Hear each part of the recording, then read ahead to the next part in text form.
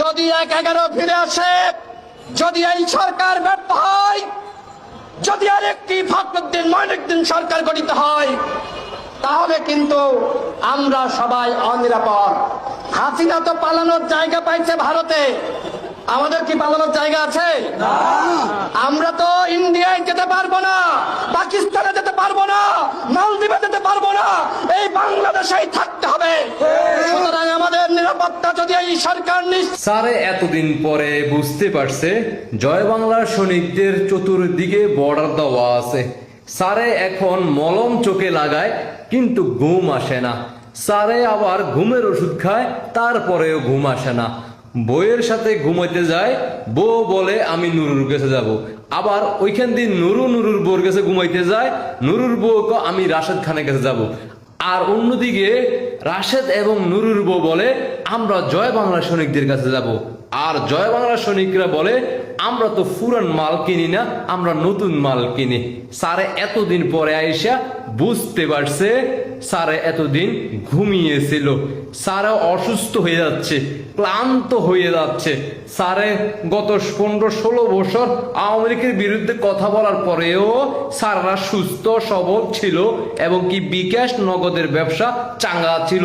এখন 5 আগস্টের পর থেকে স্যারদের চেহারা এখন একের পর এক সেনাবাহিনীর লাড়ি এবং পুলিশের সেই টি-20 ম্যাচ খেলে দেওয়ার পরবর্তীতে স্যারদের এখন বিকাশ আর নগদ কোনো ধরনের ব্যবসা ভালো হচ্ছে না।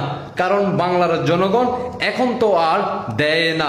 স্যারদের ইতিহাস সম্বন্ধিত ইতিমধ্যে বাংলার জনগণ বুঝে গেছে। তাই স্যারদের এখন শরীর স্বাস্থ্য একটু শুকিয়ে যাচ্ছে। মনে হচ্ছে জুলাই ফাউন্ডেশন থেকেও ডলার এখন আর পাওয়া যাচ্ছে না। স্যার এতদিন পরে আইসা জয় বাংলার সৈনিকদেরকে স্মরণ করছে।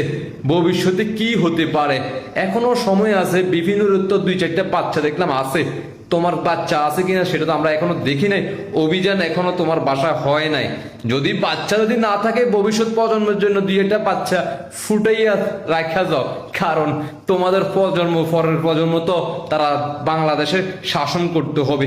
কারণ জয় বাংলা সৈনিকেরা যখন বাংলাদেশের মাটিতে ঢুকে পড়বে আর বাংলাদেশের মাটিতে জয় বাংলা সৈনিকেরা কথা বলে আন্দোলন সংগ্রাম করে ক্ষমতা নেবে, তখন তোমাদের আর থাকতে হবে না।